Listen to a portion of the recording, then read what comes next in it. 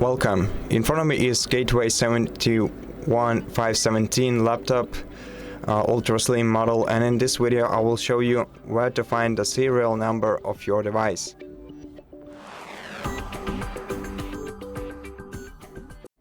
So the serial number is located on the back cover of your device, so I already turned it over to make the back cover face you, and the serial number, if you take a closer look, is located right here next to the SN, which stands for serial number, and all the digits next to it,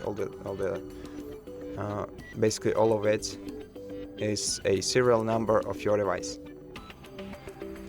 And that's where you find the serial number of your laptop. So thank you for watching this video. If you liked it, consider subscribing to our channel, leave us a like and a comment below, and I'll see you in the next one.